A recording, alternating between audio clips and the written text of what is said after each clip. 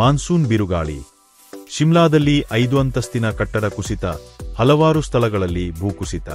ಶಿಮ್ಲಾದ ಉಪನಗರ ಭಟ್ಟಾಕುಕರ್ನಲ್ಲಿ ಸೋಮವಾರ ಬೆಳಗ್ಗೆ 5 ಅಂತಸ್ತಿನ ಕಟ್ಟಡ ಕುಸಿದಿದ್ದು, ರಾಂಪುರದಲ್ಲಿ ಮೇಘಸ್ಫೋಟದಲ್ಲಿ ಕೊಟ್ಟಿಗೆಯಿಂದ ಹಲವಾರು ಹಸುಗಳು ಕೊಚ್ಚಿಹೋಗಿವೆ. ಹಿಮಾಚಲ ಪ್ರದೇಶದಲ್ಲಿ ಮಾನ್ಸೂನ್ ಸಕ್ರಿಯವಾಗಿರುವುದರಿಂದ ಸೋಮವಾರ ಮಳೆಯಿಂದ ಉಂಟಾದ ಹಾನಿ, ಕಟ್ಟಡ ಕುಸಿತ, ಭೂಕುಸಿತ ಮತ್ತು ರಸ್ತೆ ತಡೆಗಳ ಸುದ್ದಿಗಳು ಬಂದವು. ಸೋಮವಾರ ಬೆಳಿಗ್ಗೆ ಶಿಮ್ಲಾದ ಉಪನಗರ ಭಟ್ಟಾಕುಕರ್ನಲ್ಲಿ 5 ಅಂತಸ್ತಿನ ಕಟ್ಟಡ ಕುಸಿದಿದ್ದು, ರಾಂಪುರದಲ್ಲಿ ಮೇಘಸ್ಫೋಟದಲ್ಲಿ ಕೊಟ್ಟಿಗೆಯಿಂದ ಹಲವಾರು ಹಸುಗಳು ಕೊಚ್ಚಿ ಹೋಗಿವೆ. ಜಾಮಿಯಾನ ಸೂಪರ್ ಸ್ಪೆಷಾಲಿಟಿ ಆಸ್ಪತ್ರೆಗೆ ಹೋಗುವ ರಸ್ತೆಯಲ್ಲಿರುವ ಮಾತು ಕಾಲೋನಿಯಲ್ಲಿರುವ ಕಟ್ಟಡ ಕುಸಿದಿದೆ. ಆದರೆ ಯಾವುದೇ ಪ್ರಾಣಹಾನಿ ಸಂಭವಿಸಿಲ್ಲ, ಏಕೆಂದರೆ ಜಿಲ್ಲಾಡಳಿತವು ಗಂಭೀರ ಅಪಾಯವನ್ನು ಗ್ರಹಿಸಿ ಈಗಾಗಲೇ ಜನರನ್ನು ಸ್ಥಳಾಂತರಿಸಿತ್ತು. ಆದಾಗ್ಯೂ ಪಕ್ಕದ 2 ಕಟ್ಟಡಗಳು ಸಹ ಕುಸಿದು ಬಿದ್ದಿವೆ. ಬಿಹಾರದ ಜಲಪಾತವೊಂದರಲ್ಲಿ ನೀರಿನ ಹರಿವಿನ ಹಠಾತ್ ಏರಿಕೆಯಿಂದಾಗಿ 6 ಮಹಿಳೆಯರು ಅಪಾಯಕಾರಿ ಪರಿಸ್ಥಿತಿಯಲ್ಲಿ ಸಿಲುಕಿಕೊಂಡಿದ್ದರು. ಮಹಿಳೆಯರ ಗುಂಪೊಂದು ಜಲಪಾತಕ್ಕೆ ಭೇಟಿ ನೀಡುತ್ತಿದ್ದಾಗ ನೀರಿನ ಮಟ್ಟ ಇದ್ದಕ್ಕಿದ್ದಂತೆ ಏರಿ ಅವರು ಹೊಳೆಯ ಮಧ್ಯದಲ್ಲಿ ಸಿಲುಕಿಕೊಂಡರು. ತ್ವರಿತವಾಗಿ ಯೋಚಿಸಿದ ಸ್ಥಳೀಯರು ಮತ್ತು ಪ್ರವಾಸಿಗರು ಮಧ್ಯಪ್ರವೇಶಿಸಿ ಬಲವಾದ ಪ್ರವಾಹದಿಂದ ಮಹಿಳೆಯರು ಕೊಚ್ಚಿಹೋಗುವ ಮೊದಲು ಅವರನ್ನು ಸುರಕ್ಷಿತವಾಗಿರಿಸಲು ಸಹಾಯ ಮಾಡಿದರು.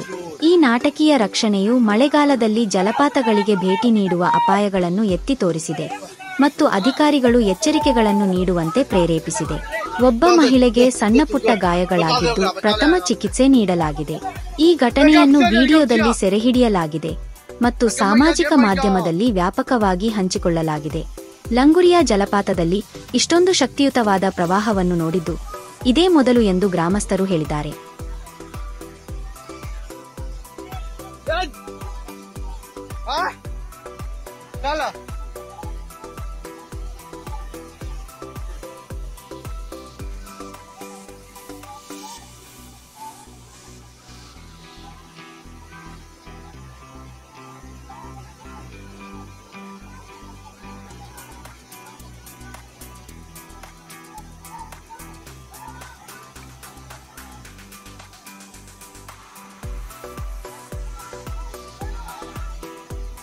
睡觉。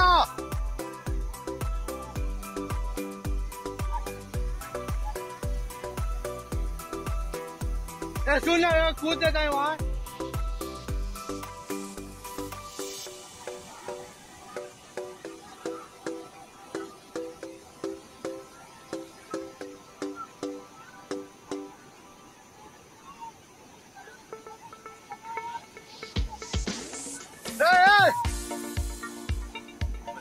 Gemaya.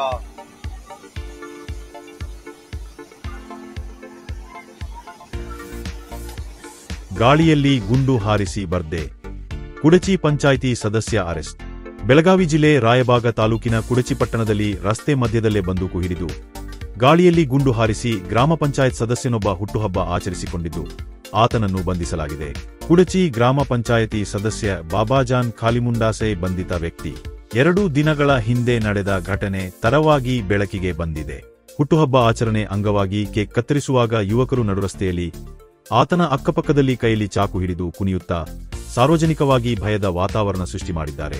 ಈ ಘಟನೆಯ ವಿಡಿಯೋ ಸಾಮಾಜಿಕ ತಾಣದಲ್ಲಿ ವೈರಲ್ ಆದ ಬಳಿಕ ಕುಡಚಿ ಪೊಲೀಸರು ಆತನನ್ನು ಬಂಧಿಸಿದ್ದಾರೆ. ಹಾಸನ. ಒಂದೇ ದಿನ 4 ಹೃದಯಾಘಾತಕ್ಕೆ ಬಲಿ. ಹಾಸನ ಜಿಲ್ಲೆಯಲ್ಲಿ ಹೃದಯಾಘಾತ ಸರಣಿ ಮುಂದುವರಿದಿದ್ದು, ಒಂದೇ ದಿನ 4 ಮೃತಪಟ್ಟಿದ್ದಾರೆ. ಇದರೊಂದಿಗೆ ಬರೀ 40 ದಿನಗಳಲ್ಲಿ ಹೃದಯಾಘಾತದಿಂದ ಮೃತಪಟ್ಟವರ ಸಂಖ್ಯೆ 22ಕ್ಕೆ ಏರಿಕೆಯಾಗಿರುವುದು ಆತಂಕ ಮನೆ ಮಾಡಿದೆ.